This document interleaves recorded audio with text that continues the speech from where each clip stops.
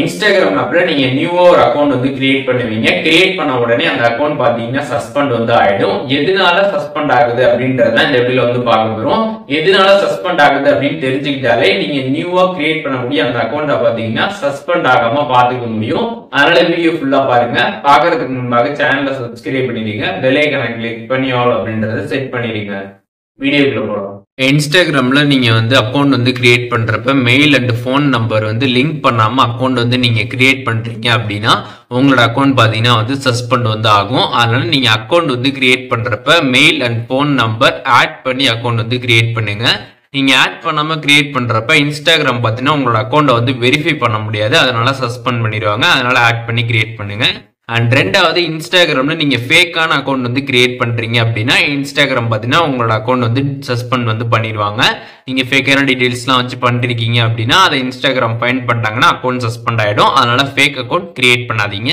And மூணாவது விஷயம், இன்ஸ்டாகிராம்ல பாத்தீங்கன்னா மல்டிபிளா நீங்க நிறைய அக்கௌண்ட்ஸ் வந்து தொடர்ந்து கிரியேட் பண்ணிட்டே இருந்தீங்க அப்படின்னா உங்களோட அக்கௌண்ட் பாத்தீங்கன்னா வந்து சஸ்பெண்ட் வந்து ஆகும். நீங்க வந்து இப்போ எக்ஸாம்பிள் இன்னொரு அக்கௌண்ட் கிரியேட் பண்ற மாதிரி இருந்துச்சு அப்படின்னா ஆல்ரெடி உங்கள்கிட்ட நிறைய அக்கௌண்ட் இருக்குன்னா அதுல எந்தெந்த அக்கௌண்ட்லாம் உங்களுக்கு தேவையில்லையோ அதெல்லாமே பர்மனெண்டா டெலிட் பண்ணிட்டு அதுக்கப்புறம் நீங்க நியூவா கிரியேட் பண்ணீங்கன்னா இந்த சஸ்பெண்ட் ப்ராப்ளம் பாத்தீங்கன்னா நீங்க வந்து கொஞ்சம் அவாய்ட் பண்ணிக்க முடியும்.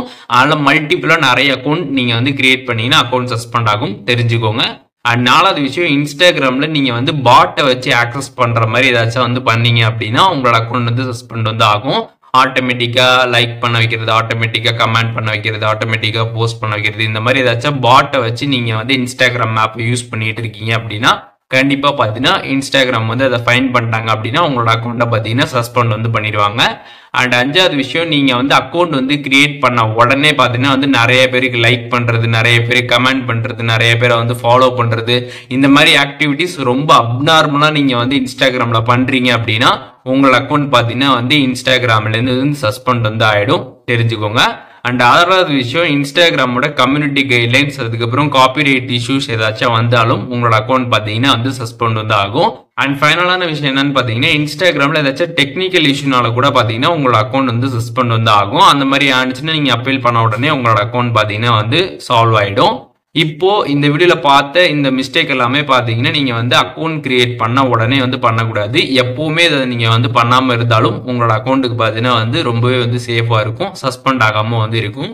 ஒருவேளை உங்களோட அக்கௌண்ட் வந்து சஸ்பெண்ட் ஆயிடுச்சு அப்படின்னா அதை எப்படி வந்து நம்ம ரெக்கவர் பண்ணி எடுக்கிறது அப்படின்றத பத்தி நம்ம சேனல் ஆல்ரெடி வீடியோ போட்டிருக்கோம். டிஸ்கிரிப்ஷன்ல நான் லிங்க் வந்து கொடுக்குறேன், அதை நீங்க பார்த்து செக் பண்ணி பார்த்துக்கலாம்.